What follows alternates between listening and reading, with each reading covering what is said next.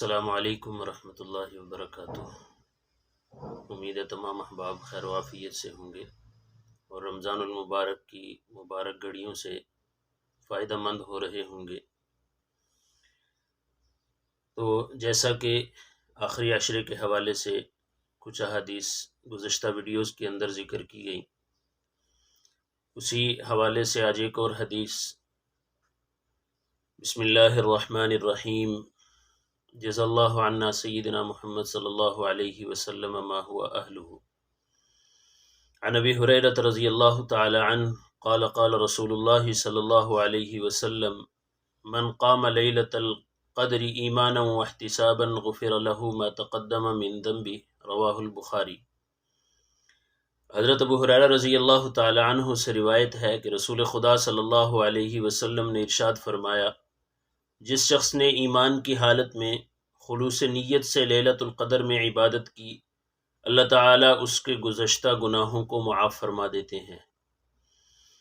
تو جو آدمی لیلۃ القدر کے اندر قیام کرتا ہے تو اللہ رب العزت اس کے گناہوں کو معاف فرماتے ہیں۔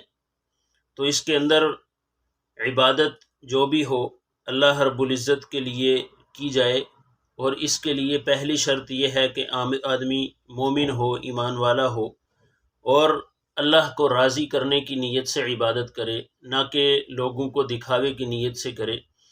تو اللہ رب العزت کو راضی کرنے کی نیت سے انسان جو کام بھی کرے گا اللہ کے ہاں وہ قابل قبول ہے، وہ مقبول ہے۔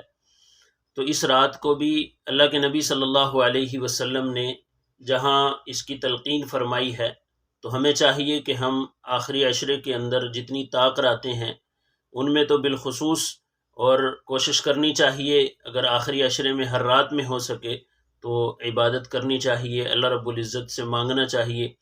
یہ وہ دن ہیں، وہ راتیں ہیں کہ جہاں اللہ رب العزت کی طرف سے بخشش کھلے عام دی جا رہی ہے۔ تو اس لیے اس عشرے کے اندر اللہ سے اپنے گناہوں کی معافی مانگنی چاہیے اور کثرت سے استغفار کرنی چاہیے۔ اور اسی طرح اللہ کے نبی صلی اللہ علیہ وسلم نے جو دعا بتائی ہے، اللہم انک عفو تحب العفو فاعف عنی، تو اس دعا کو بھی کثرت سے پڑھنا چاہیے۔ اور اس عشرے کے اندر خاص طور پہ کلمہ طیبہ، استغفار، اس کو زیادہ سے زیادہ پڑھا جائے تو اللہ رب العزت اس کی وجہ سے انسان کی دنیا اور آخرت میں بھلائیاں اس کا مقدر کر دیں گے اور تمام پریشانیوں کو دور فرما دیں گے۔ اللہ ہم سب کو عمل کی توفیق نصیب فرمائے۔